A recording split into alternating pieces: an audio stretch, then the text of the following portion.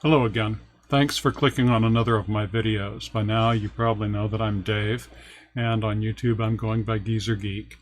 You may have seen a previous video in which I did a mod on a Dell Vostro 3550 laptop, allowing me to easily swap my operating system drives. And I'm running Ubuntu on it, and part of my purpose was to see if that laptop could be an adequate and reliable platform for audio and video recording, editing, and rendering, a set of projects that I was finding myself doing. What I have learned is that it does do a good job. It's just the slowest of my available hardware for these tasks, and that's not unexpected. It only has a 2-core processor, 4 threads. It's an i3 processor. My main machine also is a 4-thread processor, but clocked about twice as fast. You'd expect it to be faster. Now, and my experience between the two was that the AMD FX 4100 was about twice as fast as the Dell. But I needed a platform on which I could work while I did some work on the main machine. Those updates are going to be the subject of a later video. But the short version of where I'm going with this video is this. I had a plan for rolling out some videos, but life happens. Plans get set aside and modified. And because of the public health crisis, I found myself immersed in some heavy video work for a 501c3 with which I'm associated. As a result, I felt I needed a faster system than my 4-thread AMD. So this video is about what I did on that front. For my new system, I invested a bit over $800 US, and I added some components I had on hand, and I'll break all of that out in the show notes. Here's some video that I made after I collected those new parts. I had some components already on hand, and so I've invested something in excess of $800 to build a new system, getting the additional components that I needed. And so I have G.SKILL RAM 232 gig kits. Some of the material I had on hand: Samsung 860 EVO 1 terabyte. That's going to be my data drive. And my main operating system is an Intel solid state NVMe and another 1 terabyte. So it's going to be significantly better than the other system that had a smaller SSD and not the M.2 platform, but just old SATA. And just from that standpoint alone. But then the motherboard,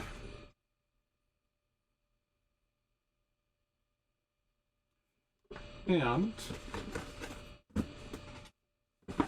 the processor. You probably knew AMD was coming, right? So this is an AMD Ryzen 9 3900X. Now, you've seen other videos, I'm sure, that guys show you how to build a system. Probably don't need me to do that. You may have even built some yourself. So I'm going to assume that that's the case.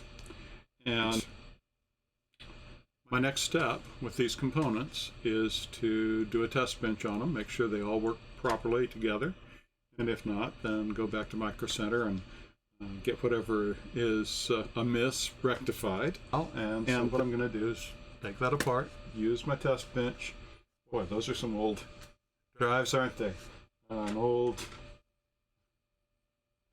CD, 5 1/4, 3 1/2. You don't see that much anymore. But with that was what was appropriate. So when I get around to it, I'll come back to this and we'll see what we can do with it. But in the meanwhile, I have other irons in the fire that need to be tended.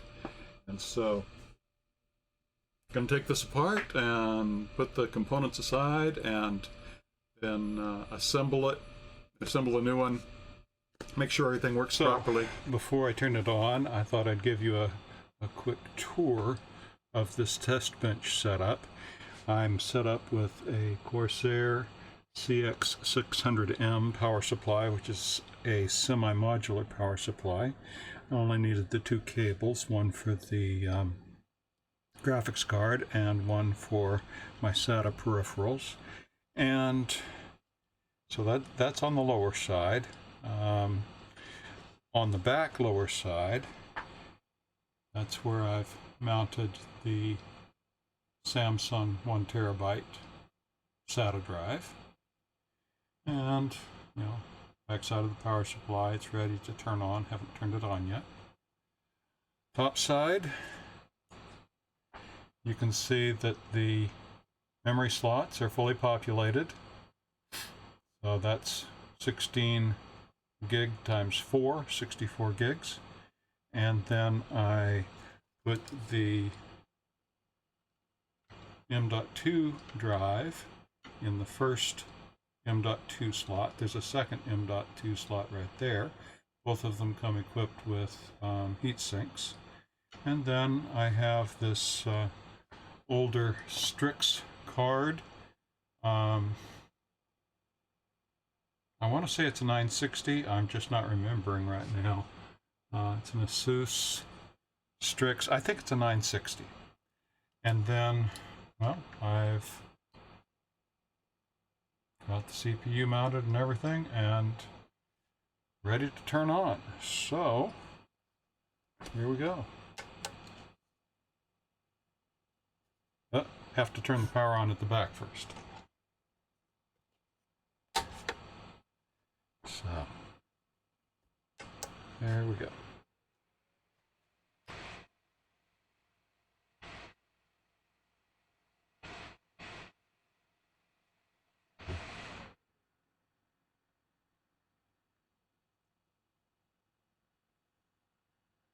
First boot and into the BIOS screen.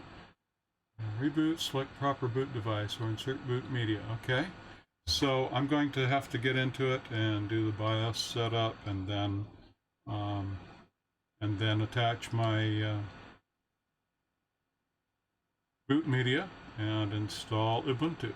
And after I've done that, I'll come back and we'll do another reboot. And so what we have here is first boot following installation in its new case, and you know, my main screen. What I'm going to do is show you what the case looks like. Then I'll button it up and we'll put it into use and I'll start doing the tests. So what we have, if you're interested, I decided to move the power supply out of my test bench and use it because the power supply that was in it had all of those old ketchup and mustard, you know, colored cables that, you know, just weren't very pretty. And this also is semi-modular, which is nicer than the other one as well. So two good things right there on this power supply. I think the ugliest thing about this build are those beige USB 2 cables. They're what I had on hand. I'll probably come back and sleeve those cables at a later date, but they'll do for now. Don't need the USB 2, I guess. I have two USB 3s on the front and 4 or more on the back. I think there's USB 3.1 and a USB-C. So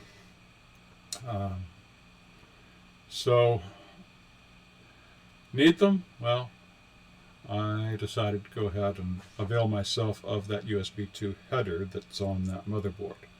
I also had this Asus Strix GTX 960 graphics card, which I have moved into it, and then of course the stock cooler on on the CPU. Now I have it set up with 2 exhaust fans and 1 intake up there in front, and probably can't even see it, but that gives me negative case pressure, but I decided that it'll do for now.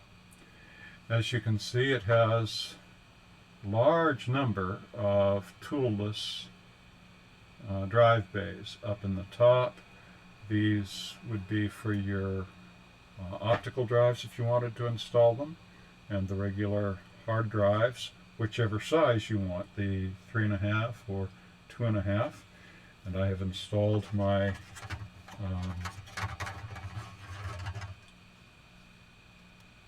my secondary storage right there.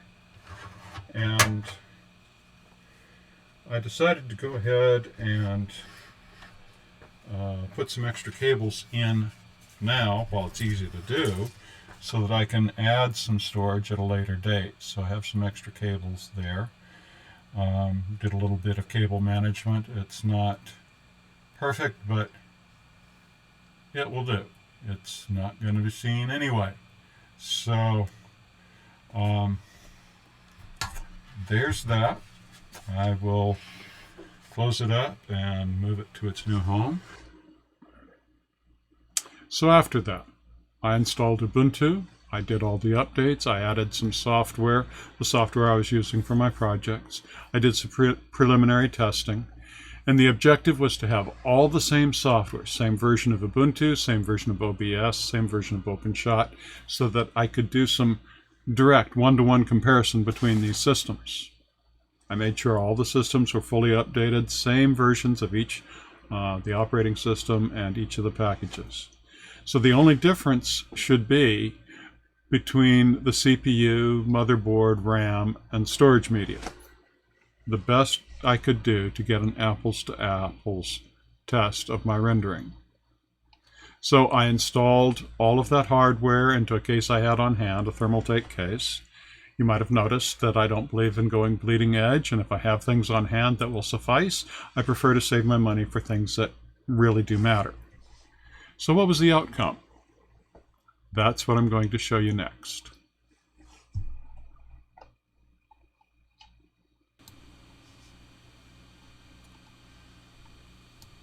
So now we come to the comparison.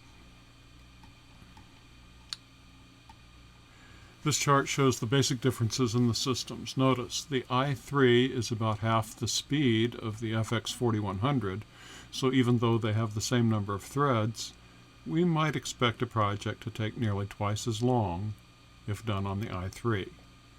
This is consistent with what I was experiencing subjectively. Notice next that while the Ryzen and the FX4100 are clocked the same, the Ryzen has 3 times the cores, 6 times the threads. I was therefore expecting the Ryzen to have a throughput of about 6 times the FX4100. Notice next that the secondary storage does not figure into these tests. It is irrelevant information. On the RAM, even though the ASRock board for the FX4100 is not fully populated, I do not believe that makes any difference in the performance, at least as I tested it, and I'll show you why in a minute. Finally, on this screen, keep in mind the price tag. You will not buy everything that I had on hand, so the so-called real value is, at best, an estimate. So, the actual test results. These are test results running OpenShot Video Editor, and I ran 2 types of tests, the exact same test on each machine. The project was the same, the output was the same for each machine. Look first at the last line. I didn't even take note of the memory use on the Ryzen test. It didn't occur to me, but the AMD had twice the memory installed, and it was using only 25% of its memory. I really do not believe more memory would have improved its performance on these tests. Note the processor saturation next, the next to last line. The i3 was often pegged at full processor use during the tests. estimating it visually on the system monitor, I put it at nearly 95% of processor usage. The FX4100 in comparison was nearly as saturated, but not quite. It may have hit 100% some of the time on some of the threads, but never all of them at the same time. And again, averaging it by a visual estimate using the system monitor graph, I would say its saturation was significantly less, perhaps 85 to 90%. Now, for the Ryzen CPU saturation, it was significantly less, averaging between 30 and 40%. To describe the tests that I did, test 1 was the longer video, an hour and 40 minutes. It was a simple project, though. All I did was add fade in and fade out. It was a single clip, and then I ran the export, converting it from Matroska, MKV, to MP4 at 1080p, 30 FPS.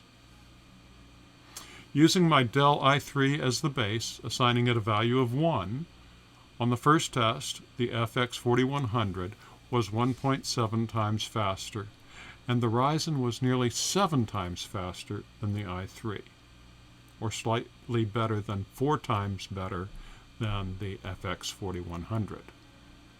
The second test, while it was a shorter video, I assumed it would be a more complicated render, as it involved 12 separate clips with multiple fades and blends, and also an overdub. But the results were consistent. This time, the FX4100 was 1.86 times faster than the i3, and the Ryzen 7.58 times faster than the i3, or about 4.1 times faster than the FX4100.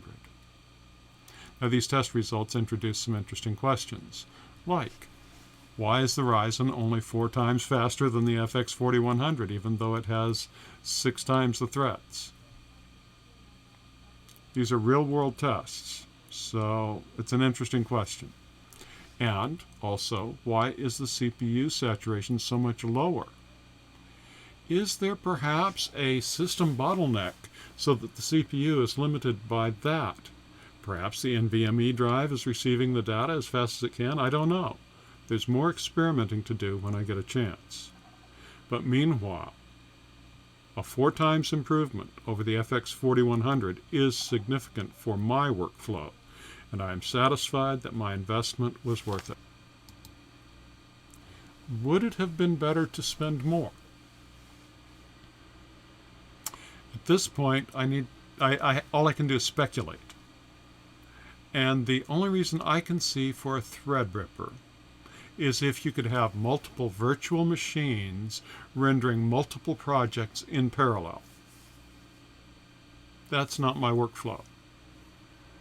My time investment is in one video at a time, from scripting to pre-production to recording to editing. That's the area where my time investment is highest. And to have my render time to be reduced to 15 minutes on the hour for the projects as I used to be doing them, that's a good gain for me. But I'm not persuaded much more would be gained by even twice the amount that I had invested. I think I hit the sweet spot for me. The demands of your workflow.